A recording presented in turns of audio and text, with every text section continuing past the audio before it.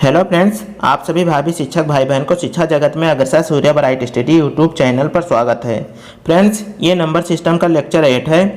आज इस वीडियो में हम विभाज्यता पर आधारित प्रश्नों पर चर्चा करेंगे, जो कि आपके UP TET, super TET, KBS के एग्जाम के लिए बहुत ही महत्वपूर्ण है। गाइज, पिछले लेक्चर के प्लेलिस्ट को इस वीडियो के एंड में या इस वीडियो के डिस्क्रिप्शन में प्लेलिस्ट डाल देंगे। आप वहां से उन वीडियो को आसानी से देख सकेंगे।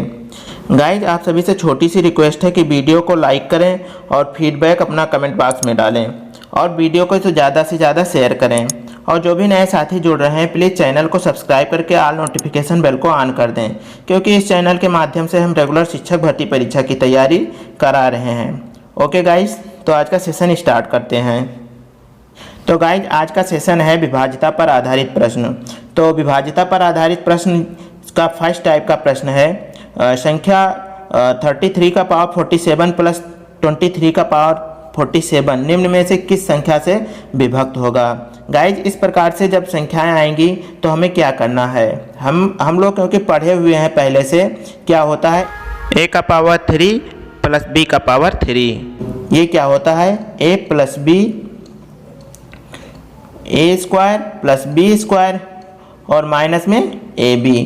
तो यहाँ से हमें क्या मिल रहा है गाइज, इसी प्रकार से माइनस वाले फार्मूले होते हैं, जैसे कि ए क्यूब माइनस बी क्यूब, ये क्या होता है, यहाँ पर ए माइनस बी हो गया और ए स्क्वायर और प्लस बी स्क्वायर और यहाँ पर प्लस ए बी।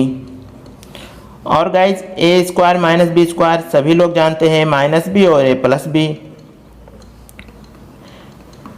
तो यहाँ पर गाइज हम क्या देख रहे हैं, यहाँ पर हम देख रहे हैं कि a का पावर n प्लस b का पावर n में यदि n विषम संख्या है तो इसका एक गुणनखंड निश्चित रूप से क्या होता है, a प्लस b।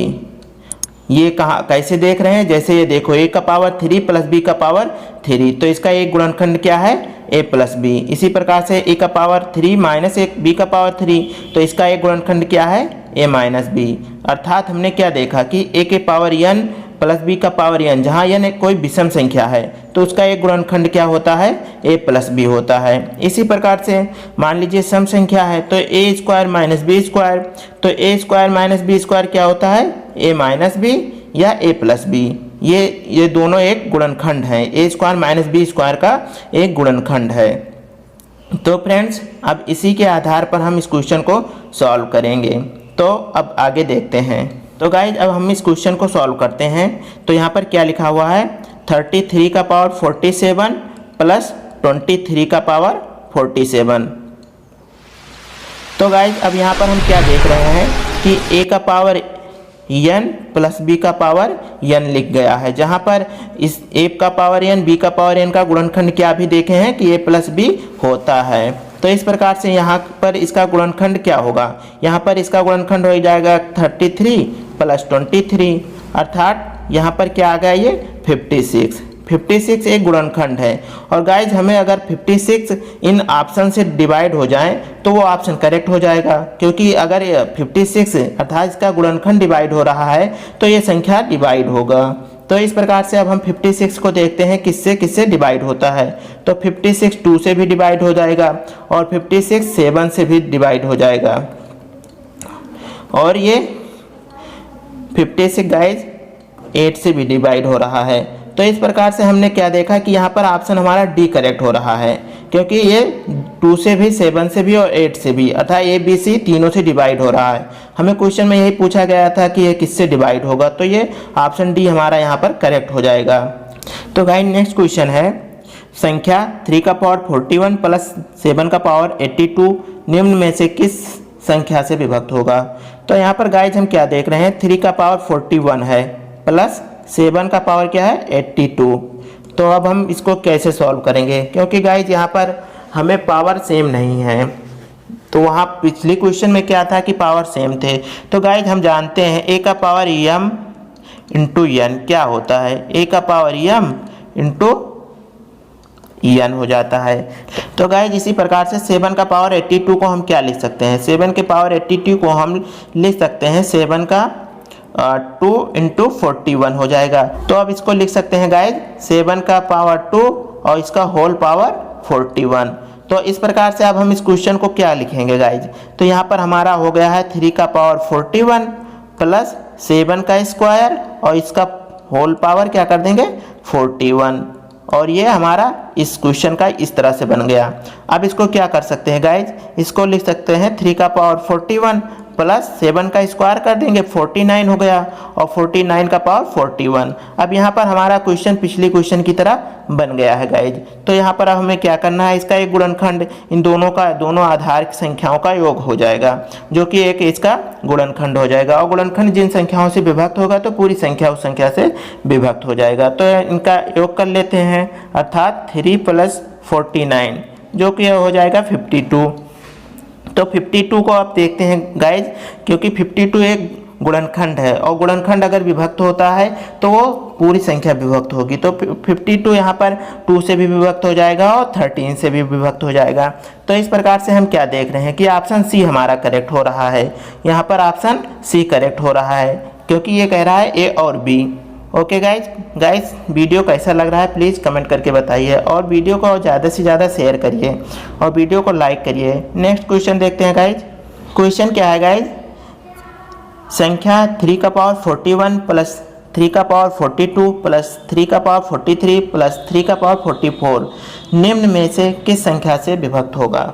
गाइज ये टाइप 3 है हमारा, तो यहाँ पर इसको कैसे सॉल्व करेंगे, तो यहाँ पर गाइज हम 3 का पावर 41 यहाँ से कॉमन कर लेते हैं, तो ये क्या हो जाएगा 1 हो जाएगा। इसके बाद में प्लस 3 का पावर 1 प्लस 3 का पावर 2 प्लस 3 का पावर 3। तो इस प्रकार से अब गाइज क्या निकल के आया, 3 का पावर 41 आगे लिखा हुआ है, ये लिख जाएगा 1 प्लस 3 प्लस 9 और प्लस 27। अब इसको ऐड कर लेंगे गाइज और हमारा आंसर अभी निकल आएगा। तो ये क्या हो जाएगा 3 1 4 4 9 13 13 और 27 40, ये आ गया 40। अर्थात गाइज हमारा एक गुणनखंड क्या है, इस इक्वेशन का एक गुणनखंड है 40। अगर 40 जिन ऑप्शन से डिवाइड होगा तो वो इक्वेशन भी उससे डिवाइड हो जाएगा। तो यहाँ पर 40 जो है वो 2 से भी डिवाइड हो रहा है और 5 से भी डिवाइड हो रहा है और C अर्थात 8 से भी डिवाइड हो रहा है। तो इस प्रकार से हम कह सकते हैं यहाँ पर ऑप्शन हमारा डी करेक्ट हो जाएगा।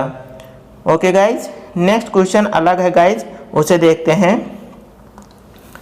किसी संख्या में 69 से भाग देने पर शेषफल 35 बचता है, यदि उसी संख्या में 23 से भाग दें तो शेषफल कितना बचेगा। गाइज इन क्वेश्चन को हम कैसे सॉल्व करेंगे, क्योंकि यहाँ पर गाइज जब इस प्रकार के क्वेश्चन आएंगे तो यहाँ पर हमेशा दूसरे स्थिति का शेषफल ज्ञात करने के लिए कहेगा। यहाँ पर जैसे कि यहाँ पर बता रखा है 23 से भाग देने पर शेषफल क्या होगा, तो अर्थात दूसरी स्थिति का शेषफल पूछ रहा है। ऐसी स्थिति में हम ऐसे प्रश्नों में पहला भाजक सदैव दूसरे भाजक से विभक्त होता है, और इस प्रकार के प्रश्न का सदैव दूसरा स्थिति का शेषफल पूछा जाता है। तो यहाँ पर हम पहले भाजक क्या है हमारा 69, जो कि दूसरी भाजक 23 से डिवाइड हो रहा है। तो अब हम क्या करेंगे गाइज, यहाँ पर हम जो दूसरा भाजक है उससे पहले शेष को डिवाइड कर देंगे। पहले शेषफल कितना है 35, तो इसको डिवाइड कर देंगे, जो शेष आ जाएगा वही हमारा आंसर हो जाएगा। तो यहाँ पर शेषफल कितना आया, शेषफल हमारा 12 आ गया है, तो ये 12 इस क्वेश्चन का आंसर हो जाएगा। यहाँ पर क्या कह रखा था, यदि उसी संख्या में 23 से भाग देने पर शेषफल कितना होगा, तो शेषफल कितना होगा 12 होगा। तो यहाँ पर गाइज हमने क्या देखा कि जो 69 है ये पहला भाजक है और दूसरा भाजक हमारा 23 है, तो 23 69 को डिवाइड कर रहा है। तो हम 69 से डिवाइड होने के बाद में जो शेषफल बच रहा था 35, इसको हमने 23 से डिवाइड कर दिया और 12 हमारा आंसर आ गया। इसी पर आधारित एक और क्वेश्चन देखते हैं गाइज, जो कि थोड़ा अलग है। तो गाइज क्वेश्चन है, किसी संख्या में 72 से भाग देने पर शेषफल 7 बचता है, तो उस संख्या के 6 गुने में 18 से भाग देने पर शेषफल कितना बचेगा। तो गाइज ऐसे क्वेश्चन में हम क्या करेंगे, तो गाइज ऐसे क्वेश्चन में यदि संख्या के n गुने या संख्या के वर्ग या संख्या के घन में भाग देने की बात करें तो ठीक वही क्रिया पहले हम शेषफल में करते हैं और उसके बाद में दूसरे भाजक से भाग दे देते हैं। तो यहाँ पर क्या कह रखा है, संख्या के 6 गुने में, तो अर्थात हम संख्या क्या हमारा शेषफल क्या है 7 है, तो उसको हम 6 गुने कर देंगे, अर्थात 6 से गुणा कर देंगे तो ये हो जाएगा 42। अब इसी को हम दूसरे भाजक से डिवाइड कर देंगे। तो दूसरा भाजक हमारा क्या है, 18 है, तो 18 से इसको डिवाइड कर देंगे तो हमारा आंसर आ जाएगा। तो यहाँ पर गाइज डिवाइड करने के बाद में हमारा शेषफल कितना आ जाएगा, हमारा शेषफल 6 आ जाएगा। तो यह 6 हमारा आंसर हो जाएगा, क्योंकि जैसे कि ये 18 था और 42 को डिवाइड करेंगे तो ये 36 हो गया, 6 शेषफल हो गया और यही शेषफल हमारा आंसर हो गया। हमें दूसरा शेषफल बताना था।